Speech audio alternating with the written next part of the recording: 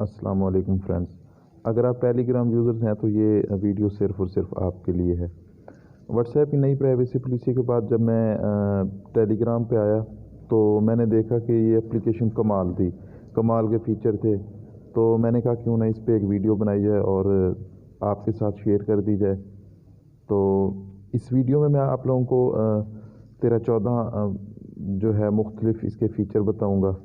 2 parts बनाएंगे इस video के। तो अगर वीडियो पसंद आ जाए तो लाइक कर देना और चैनल को भी ज़रूर सब्सक्राइब कर देना।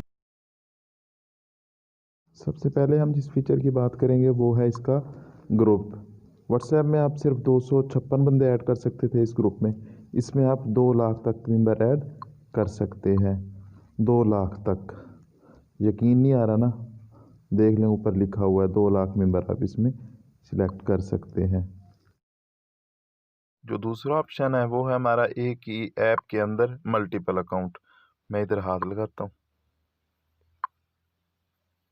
ऐड अकाउंट पे। यहाँ पे मैं अपना नंबर एक दूसरे नंबर से एक नया अकाउंट बना लूँगा इधर। इस तरह एक ऐप के अंदर आप 3 अकाउंट चला सकते हैं, मतलब दोस्तों के लिए अलहदा और कुछ सीक्रेट आप एक नंबर पे चलाना चाहते हैं वो चला सकते हैं, और वर्क के लिए आप अलहदा से बना सकते हैं। 3 अकाउंट एक ही ऐप के अंदर मुख्तलिफ नंबर से आप चला सकते हैं। तीसरा ऑप्शन जो है वो है यूज़र नेम। व्हाट्सएप में क्या था कि अगर आपने किसी के साथ ऐड होना है तो आप उसे अपना नंबर देते थे, लेकिन इसमें आप यूज़र नेम बना सकते हैं। उसके लिए आपने सबसे पहले सेटिंग में जाना है। सेटिंग जाने के बाद यूज़र नेम पे क्लिक करके अपना यूज़र नेम बना लेंगे, जो भी आप लिखना चाहते हैं बना लेंगे। तो अगर आपने किसी के साथ ऐड होना है तो आप यूज़र नेम देंगे, वो सर्च करेगा, आप ऐड करेगा। नंबर देने की कोई ज़रूरत नहीं है। बहुत ही अच्छा फीचर है प्राइवेसी के लिहाज से, तो ये ज़रूर ट्राई करना है। अभी अगला जो बहुत ही कूल फीचर है टेलीग्राम का वो ये है कि आप टेलीग्राम से 2 GB तक की फ़ाइल सेंड कर सकते हैं। 2 GB तक का जिसमें डाटा हो, वीडियो हो, फ़ाइल हो, कुछ भी हो। वो कैसे सेंड करनी है वो मैं आपको बता देता हूँ। आप किसी के साथ चैट करना चाहते हैं, उधर जाएंगे, वीडियोस में जाएंगे, फिर फ़ाइल जो भी आप सिलेक्ट कर लेंगे, कुछ भी सिलेक्ट करने के बाद आप वीडियो को सिलेक्ट करेंगे। सिलेक्ट करने के बाद इधर जो 3 डॉट लगे हुए हैं इधर सिलेक्ट करेंगे और सेंड विदाउट कंप्रेशन पे लगा देंगे। अभी जो मैं आपको बताने लगा हूँ अगला फीचर वो ये है कि आप कुछ भी डिलीट करेंगे टेलीग्राम से तो जिसके साथ आप चैट कर रहे थे उसे पता नहीं चलेगा कि डिलीट किया गया है कुछ या नहीं किया गया। व्हाट्सएप की तरह नहीं है कि उधर लिखा आ रहा होता था कि कुछ डिलीट किया गया है। उससे क्या होता था कि अगला बंदा कहता था कि भाई मुझे दोबारा सेंड करो, क्यों डिलीट किया या क्या डिलीट किया इस तरह। तो इधर ये वो नहीं है मसला। वो कैसे आप डिलीट करेंगे?